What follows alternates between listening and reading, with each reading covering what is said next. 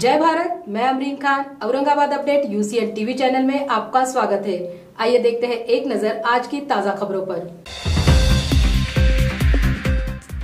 बूढ़ी line area में रास्ते के काम का हुआ आगाज, दुकानदारों में उमड़ी खुशी की लहर। दरगाह शाह शोकतान मियां का संद मुसाफिर खाने का काम भी जल्द होगा शुरू। कम बारिश के चलते बढ़ रहे हैं जीवनावश्यक वस्तुओं के दाम, टमाटर हो गया, अब है प्याज की बारी।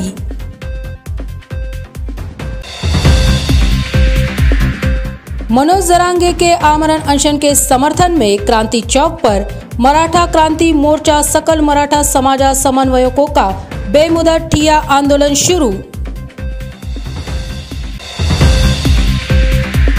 आम जनता को दशहरे के मौके पर उद्धव ठाकरे ने दी शुभकामनाएं और विद्यमान सरकार पर साधा कड़ा निशाना। पिछले कई सालों से बूढ़ी लाइन परिसर में अच्छा रास्ता न होने की वजह से वहां के स्थानिक निवासी और दुकानदार इन्हें बहुत ही मुश्किलों का सामना करना पड़ रहा है। रास्ते में गड्ढे होने की वजह से यहाँ पर कई बार रोड एक्सीडेंट भी हो चुके हैं। रास्ते सही न होने के कारण धूल की समस्या भी यहाँ के दुकानदार बर्दाश्त कर रहे हैं। अब आखिरकार यहाँ पर रोड का काम शुरू किया गया है।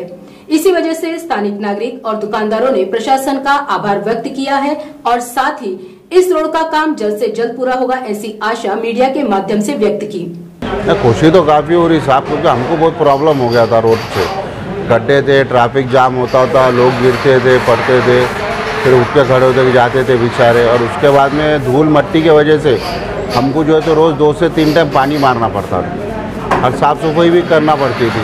अब ऐसा रहेगा कि रोड बन जाने से काफ़ी ट्रैफिक में भी मामला सीधा रहेगा और सहूलत भी काफ़ी रहेगी। राहत ये मिलेंगी साहब कि हमारे को जो धूल मट्टी का प्रॉब्लम था, जो हमारे खाने पीने की चीज़ें है, होटलें है, सब है, यहाँ पर एक खाने का हब बना हुआ है बूढ़ी लाइन बोले, तो उसमें जो है तो काफ़ी प्रॉब्लम होती थी धूल मट्टी की। उसके सब चीज़ें ढाक के रखना पड़ना, सारी वैसा तो रखती, लेकिन काफ़ी उसको प्रिकॉशन लेना पड़ता था। प्रशासन को बहुत धन्यवाद कहेंगे सर।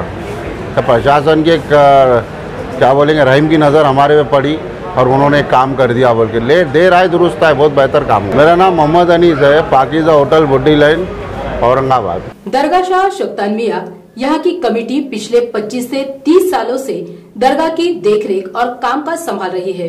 11वीं शरीफ के 9 तारीख को यहाँ पर संदल होने वाला है। दरगाह कमेटी की ओर से मुसाफिर खाने का काम जल्द ही शुरू होने वाला है।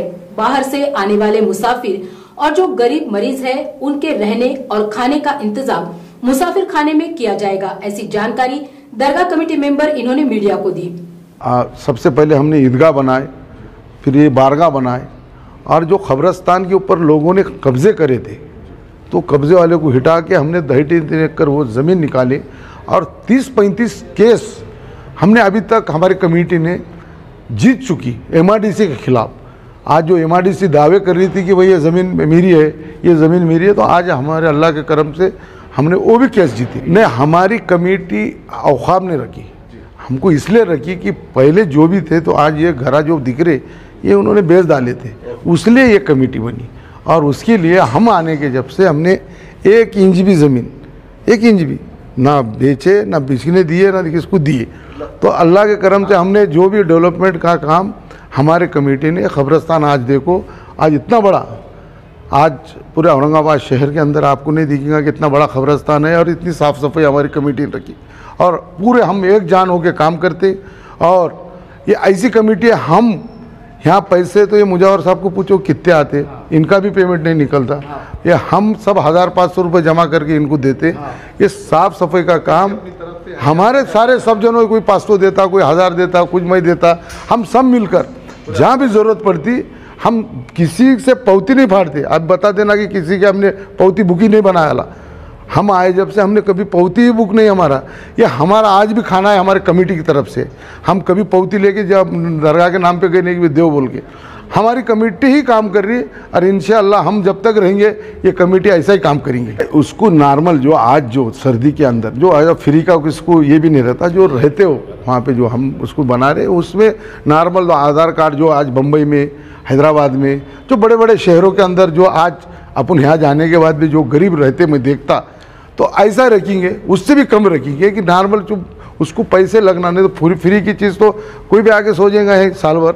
वो बाकी का जो हम वहाँ पे उसका दवा खाने का कार्ड बनेंगे, उसको भी बता के ऐसे जो मजबूर लोग हैं बाहर के आने वाले, वो लोगों को देंगे। आने वाले गरीबों के लिए जो खाना रहेगा हमारी कमेटी के तरफ से, शहर के तरफ से, जो आज जो खाने को भी पैसे नहीं, ऐसे लोगों को हम हमारे हजरत शाशुकता मियाँ की तरफ से हम यहाँ पे बारगाह के अंदर उनके लिए खाना भी रखेंगे। मेरा नाम मिर्ज़ा खादर बेग है और मैं 23 साल से इस कमेटी का मेंबर हूँ।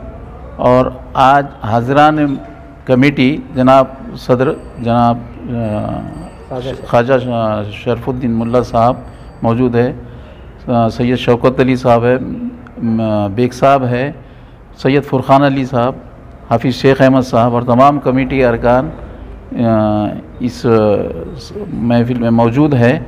और आज अल्लाह के फजल करम से हम 467वां उर्स मनाने जा रहे हैं। और संदल मुबारक जनाब बाबा कुरैशी साहब के घर से आएगा और बाद नमाज मगरिब वहाँ से निकलेगा और ईशा के बाद संदल माली होगा कमेटी की जानिब से, और उसके बाद तक़सीम तबरुक होगा और बाद में महफिल समा का इंतज़ाम कमेटी की जानिब से रखा गया है। इसमें सिर्फ कमेटी रहेंगी और तमाम औरंगाबाद शहरियान जो मुतक़िद है जो उसमें तशरीफ़ फरमा रहेंगे। तकरीबन साहब 23 साल हो चुके हैं कि फजलो करम से इतना फ़ायदा हुआ कि जो हमारा एक नया ख़बरस्तान जो वजूद में आया वो हमने जो लोग उसके ऊपर कब्ज़ा कर चुके थे उनसे हमने हासिल किया। 11वीं शरीफ की 9 तारीख़ को संदल मुबारक होता है। मेरे ये औरंगाबाद के शहरियान से अदबन गुजारिश है, अक़ीदतमंदों से, कि आज हमारे कमेटी की तरफ से लंगर रखा गया है और आपसे गुजारिश है कि आप लंगर में आइए। कल उर्स है और समा का भी प्रोग्राम रखा गया है आज, और संदल माली का हमने प्रोग्राम दिया है कि आज संदल माली ईशा के बाद होंगे इंशाअल्लाह, और उसके बाद तनावल ताम का इंतज़ाम रहेगा, उसके बाद समा होगा। आप जो है अब्दुर्रहमान उर्फ मारूफ सैयद शाह शौकत बाबा आपका नाम है और आपको 467 साल हो गए, क्योंकि 20-22 साल हो रहे हैं। मेरा नाम मोहम्मद गौस, शेख मोहम्मद गौस। हर साल बारिश के कम ज्यादा होने के कारण सब्जियों के और फलों के दाम कम ज्यादा होते हैं। पिछले वर्ष नींबू के दाम 200 से 250 रुपए प्रति किलो हो गए थे। उसके बाद टमाटर के दाम भी 100 रुपए प्रति किलो के ऊपर चले गए थे। अब प्याज 50 रुपए प्रति किलो हो गई है। आने वाले 15 दिनों में इस प्याज का दाम 70 से 80 रुपए प्रति किलो होने की आशंका प्याज के विक्रेता ने मीडिया के सामने जताई। प्याज के बढ़ने के कारण तो अपने तरफ एक तो स्टार्टिंग में जब प्याज लगाने का टाइम था, जब बहुत बारिश हुई, उससे प्याज लगाना जमा नहीं, और बाद में जब प्याज लगे जितने उतने प्याज लगे तो उसके बाद में बारिश भी नहीं, उसकी वजह से जो स्टॉक था वो स्टॉक पूरा ख़त्म हो गया। और नया प्याज आने को अभी कम से कम 1 तो 1.5 महीना बाकी है, और जितना शेतकारी के पास या व्यापारी के पास जितना भी स्टॉक था उतना ख़त्म हुआ, इसलिए प्याज के रेट बढ़े हुए। और ऐसे अगर रहा तो प्याज 70, 80, 100 तक भी जा सकता है। फिर फिलहाल क्या रेट चालू है? क्या अभी फ़िलहाल 50 रुपये रिटेल में है, होलसेल में 40-42 के आसपास है। आगे कितना बढ़ने के चांसेस है? बढ़ने के बोले तो 80, 70, 80 तो होना ही होना है कोई सी हालत में, 15 दिन के अंदर। मतलब आगे महंगा होने हो 100% गारंटी है कि आगे महंगा होना ही होना है, क्योंकि प्याज है ही नहीं किधर भी, प्याज का बहुत ही ज़्यादा शॉर्टेज है। अगर तुम नासिक से लेके तो बड़े बड़े मार्केट में देखेंगे तो प्याज पूरा ही टोटली प्याज ख़राब बहुत हो गया उसके अंदर, इसलिए उसकी वजह यही है कि प्याज महंगा होना है। हाँ, बारिश नहीं होने की वजह से दूसरी सब्जियों में थोड़ा बहुत उतार चढ़ा रहेगा। तुम्हारी जो हरी सब्जियाँ है जैसे कि टमाटर है, टमाटर भी थोड़ा अभी वायरस चालू हो गया। टमाटर भी अभी 10 रुपये 15 रुपये थे, लेकिन अभी 2 दिन से मार्केट में उसकी रेंज बढ़ गई, वो भी 30 के अंदर आ गया है। मतलब वो खरीदी वो 20, 22, 25 के आसपास खरीदी हो रहा है। रिटेल मार्केट में 30 रुपये वो भी चलना चालू हो गया है अभी। खबरें अभी और भी है, वक्त हो रहा है एक छोटे से ब्रेक का। मिलते हैं ब्रेक के बाद। A to Z सिलाई मशीन सेल्स एंड सर्विसिंग अपने शहरवासियों के लिए ले आया है दशहरा स्पेशल ऑफर। आपके पास की पुरानी सिलाई मशीन ले आइए और हमारे पास से नई सिलाई मशीन ले जाइए। जल्दी करें, हमारा पता है A to Z सिलाई machine sales and servicing, Roxy cinema corner, Paithan gate. Reliable internet की है तलाश? तो जुड़िए यूसीएन ब्रॉडबैंड के साथ, जहां मिले आपको 10 MBPS से 1000 MBPS हाई स्पीड इंटरनेट। शुरुआती पैकेज सिर्फ 250 रुपए से। पर चलाना है घर का हर डिवाइस एक ही स्ट्रीमलाइन कनेक्शन के साथ, तो सजेशन है हमारा, चुनिए minimum 100 MBPS truly unlimited plan. Choice आपकी, सर्विस हमारी। UCN broadband, let's get connected. Break के बाद फिर एक बार आपका स्वागत है। अंतराली सराटी यहाँ पर मनोज जरांगे पाटिल, इन्होंने मराठा आरक्षण के मुद्दे को लेकर आमरण अनशन शुरू किया था। सरकार ने इस मांग को पूरा करने के लिए 30 दिन का अल्टीमेटम मांगा था। मनोज जरांगे पाटिल इन्होंने मराठा आरक्षण और सकल मराठा समाज को कुणबी प्रमाण पत्र देने के लिए सरकार को 40 दिन का समय दिया था। समय पूरा होने के बाद भी सरकार ने आश्वासन पूरा नहीं किया, इसीलिए अब फिर एक बार अंतराली सराटी यहाँ पर मनोज जरांगे पाटिल इन्होंने आमरण अनशन शुरू किया। इसी को समर्थन देने के लिए मराठा क्रांति मोर्चा सकल मराठा समाज की ओर से क्रांति चौक पर बेमुदत ठिया आंदोलन शुरू किया गया। 29 अगस्त को मराठा योद्धा मनोज जरांगे पाटिल इनने आमरण उपोषण शुरू किया था और सरकार ने मध्यस्थी करके उन्होंने कहा था कि हमको 30 दिन के लिए कायदा पारित करने के लिए हमको टाइम दे दो।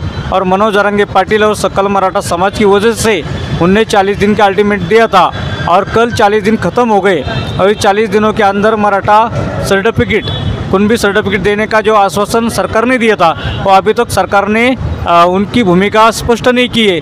इसलिए आज से मनोज जरांगे पाटिल आज से आमरण उपोषण कर रहे हैं अंतराली सराटी यहाँ पे, और हम उनके सपोर्ट में मराठा क्रांति मोर्चा सकल मराठा समाज की ओर से छत्रपति संभाजीनगर की ओर से हम उनको सपोर्ट करने के लिए आज से ठिया आंदोलन शुरू कर दिया वाला है। एक मराठा, लाख मराठा, एक मराठा, लाख मराठा।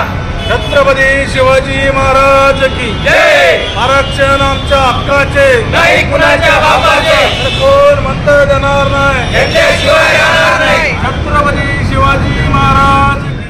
शिव तीर्थ पर आयोजित दशहरा मेलावे में माजी मुख्यमंत्री उद्धव ठाकरे इन्होंने पूरी जनता को दशहरे की शुभकामनाएं देते हुए मराठा आरक्षण के लिए लड़ने वाले मराठा सेवक मनोज जरांगे पाटिल इन्हें मराठा आरक्षण के लिए शुरू किए शांतिपूर्वक आंदोलन के लिए धन्यवाद दिया और साथ ही इस गंदे राजकारण करने वाली सरकार के लिए अपनी जान मत गवाए, ऐसा आम जनता को समझाते हुए विद्यमान सरकार को आड़े हाथों लिया। मी विनंती करतो शिवसेना पक्षप्रमुख आदरणीय उद्धव साहेब ठाकरे यांना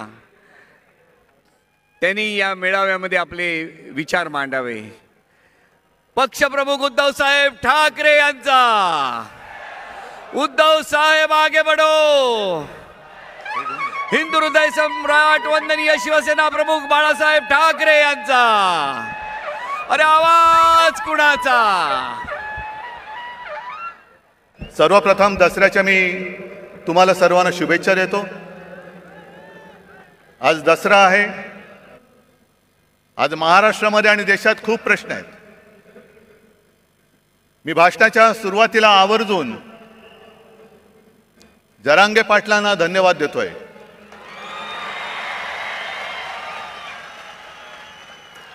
अत्यंत समजदारपणाने त्यांनी आंदोलन सुरू ठेवलेलं आहे आणि आज त्यांनी एक चांगली गोष्ट केली, धनगरांना साथ घातलेली आहे। मी ज्या वेळेला जालन्यात शांततेमध्ये हे आंदोलन सुरू होतं आणि आत्ताचं जे सरकार आहे, डायरचं सरकार, जसं जालियनवाला बागेमध्ये पोलीस घुसून त्यांनी अत्याचार केला होता, त्याचप्रमाणे आंतरवेलीमध्ये शांततेत बसलेल्या मराठा समाजाच्या आंदोलकांवरती यांनी पाशवी लाठीहार केला होता। मी तत्काळ तिकडे गेलो, बघितलं, तिकडे हॉस्पिटलमध्ये गेलो, कोणाची डोकी फोडलेत, कोणावरती छरे मारलेले आहेत। पण काही काही घटना अशा घडतात की हृदयामध्ये त्या कायम घर ठीक करून राहतात। ज्या वेळेला आम्ही संभाजीनगर पासून निघालो आणि त्या ठिकाणावरती जात होतो, मध्ये जरा आम्ही थांबलो, एका घरामध्ये गेलो। घर कसलं तुम्हाला गावचं माहिती आहे, ग्रामीण भागातनं बरेच तुम्ही लोक आलेले आहात। तिन्ही सांजेची वेळ होती, मिणमिणत्या दिवा होता।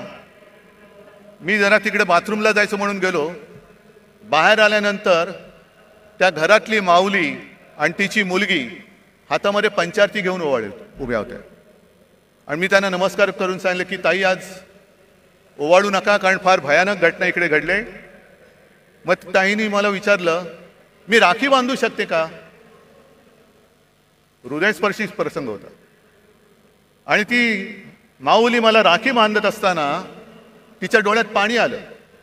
म्हटलं ताई काय झालं. ते म्हणलं मला सुद्धा खूप मारलं बघ म्हणे, गुरावानी मारलं, हात दुखतोय माझा. म्हटलं काय औषधोपचार केले का.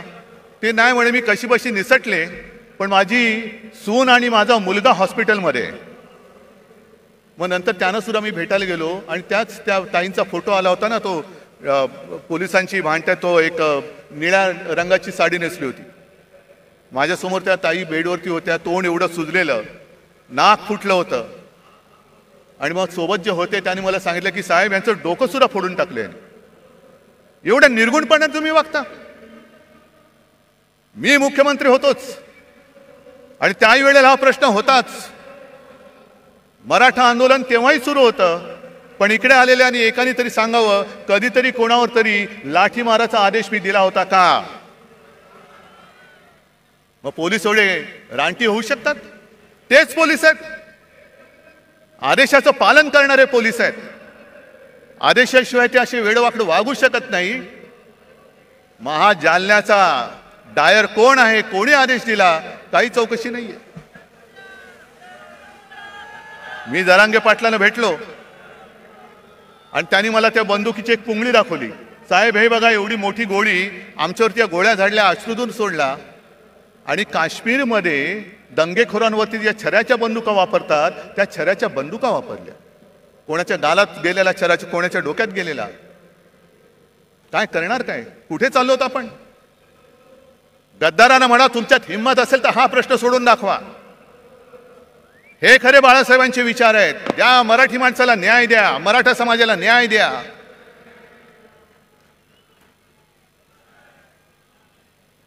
पण आज जर न्याय मिळवायचा असेल तर जेव्हा मी त्या आंदोलनकर्त्यांना भेटायला गेलो होतो तेव्हा जे बोललो तेच आज बोलतोय.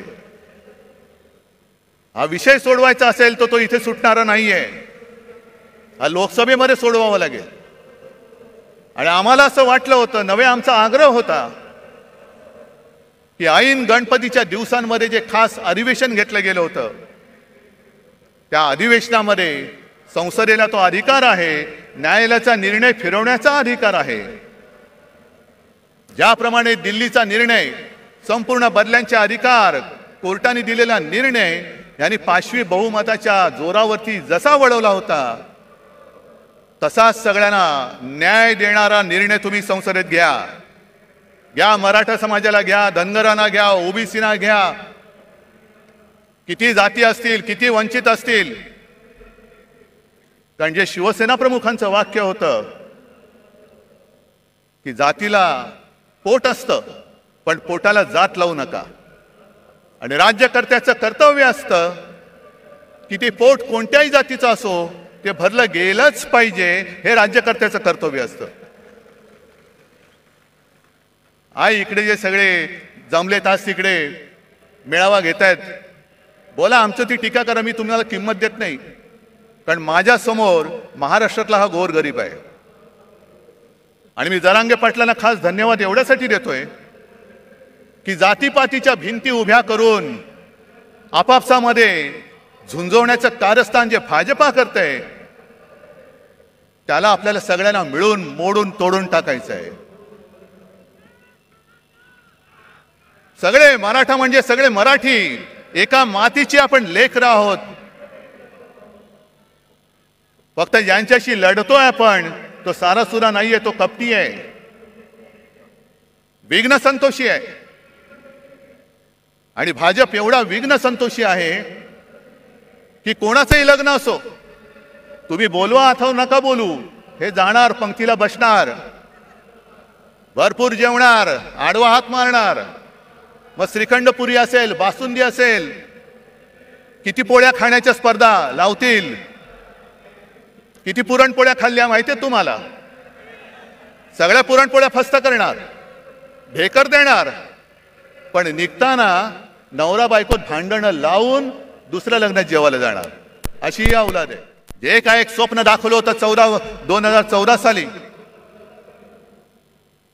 आणि त्यांचीच भाषणं आहेत. पेट्रोल का दाम ऊपर गया कि नीचे, गैस का दाम ऊपर गया कि नीचे, डॉलर ऊपर गया, रुपया ऊपर गया कि नीचे. मग काढा, सगळ्या गोष्टी काढा. जे मी तुम्हाला सांगितलेलं आहे, होऊन जाऊ दे चर्चा म्हणून गावागावात जाऊन ह्या सगळ्या गोष्टी समजावून सांगा. आरक्षणासाठी समाज रस्त्यावरती आलेले आहेत आणि हे म्हणे बाळासाहेबांचे विचार घेऊन पुढे चाललेले आहेत. बाळासाहेबांचे विचार काय होते? मरे आम्ही एक विरोधी पक्षाची आघाडी केली, तिचं नाव इंडिया ठेवलं. त्याच्यावरती मोदी लगेच त्यांनी तुलना केली की इंडियन मुजाहिद्दीन आहेत. किती दुर्दैव आहे. देशाला असा विचार करणारा पंतप्रधान मिळू शकतो? जे देशप्रेमी आम्ही देश वाचवण्यासाठी एकत्र आलो, तर आमची तुलना तुम्ही इंडियन मुजाहिद्दीन बरोबर केली. पण जे शिवसेना प्रमुख सांगत होते की जोपर्यंत हे पाकडे माझ्या देशात घुसखोरी करायचं थांबवत नाही, तोपर्यंत मी माझ्या भूमीवरती हिंदुस्थान पाकिस्तान क्रिकेट होऊ देणार नाही.